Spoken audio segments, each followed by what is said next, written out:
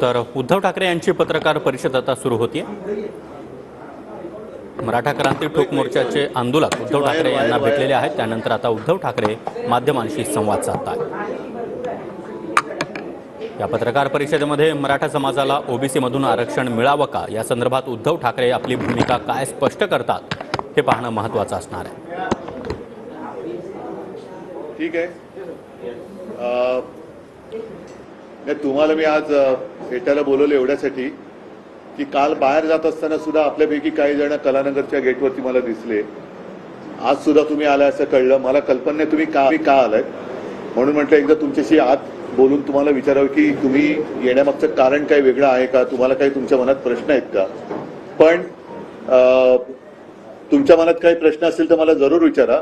पण आपण भेटतोच आहोत तर आज आणखीन एक बातमी लोकसत्तामध्ये आलेली आहे, ती नाही म्हटलं तरी जरा आश्चर्यकारक आणि संशय निर्माण करणारी आहे। गेल्या आठवड्यामध्ये मी आपल्या सर्वांशी बोलताना मुंबईचं कसं अडाणी सिटी करण्याचा डाव चाललेला आहे, मुंबई शहराचं, ही माहिती आपल्यासमोर मांडली होती। एक तर धारावीकरांना मी पुन्हा एकदा सांगतो की तुम्हाला आहे तिकडनं आम्ही जाऊ देणार नाही। धारावीकराला धारावीमध्येच घर मिळालं पाहिजे, आमची आग्रहाची मागणी आहे। त्याच्याबद्दल आणखीन डिटेलमध्ये बोलेन। पण एका धारावीची 20 धारावी या मुंबईमध्ये करण्याचा डाव जर कोणी करत असेल तर तो आम्ही उधळून लावू। ते स्वप्न त्यांचं काही आम्ही साध्य होऊ देणार नाही। म्हणजे धारावीकरांना उचलायचं, मुलुंडला नेऊन टाकायचं, धारावीकरांना उचलायचं, मिठागरात टाकायचं, दहिसर नाक्याला टाकायचं, तर या सगळ्या ज्या गोष्टी आहेत, कुर्ला मदर डेअरीमध्ये टाकायचं। तर या विकासकाच्या आणखीन कुठे जर काही जमिनी असतील तर तिथे त्यांनी न्यावं, ट्रान्झिट कॅम्प बांधावे। पण धारावीकरांना घर हे धारावीमध्येच मिळालं पाहिजे, ही आमची आग्रहाची मागणी आहे आणि ती आम्ही लावून धरलेली आहे। त्याच्याप्रमाणेच धारावीचा विकास होईल। अन्यथा धारावीकरांना बेघर करून मुंबईची विल्हेवाट लावून कोणत्या विकासकाचं स्वप्न आम्ही साकार होऊ देणार नाही। आणि त्यालाच धरून मुंबईमध्ये कशी लूटमार सुरू आहे। काल आदित्यने रस्ता घोटाळ्यांचा विषय मांडला, म्हणजे कॉन्ट्रॅक्टर माझा लाडका, ही एक त्यांची नवी योजना आहे। तसंच आज ही बातमी आलेली आहे, लुप्त आदेशाचे गौड बंगाल।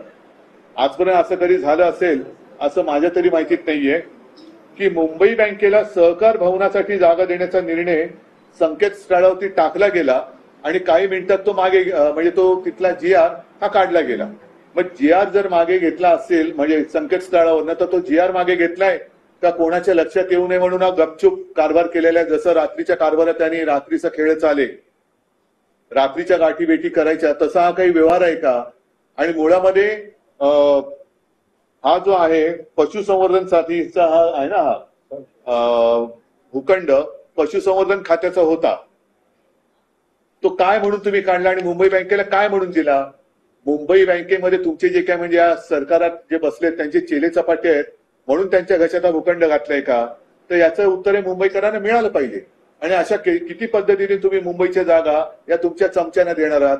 ही मुंबईची जागा आहे, आमचं सरकार 2-3 महिन्यात येईल आणि जर हा निर्णय तोपर्यंत राहिला तर आम्ही हा निर्णय नक्की रद्द करूच।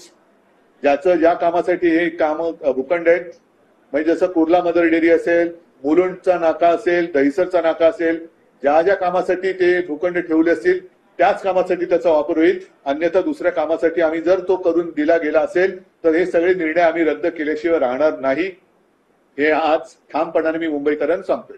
बाकी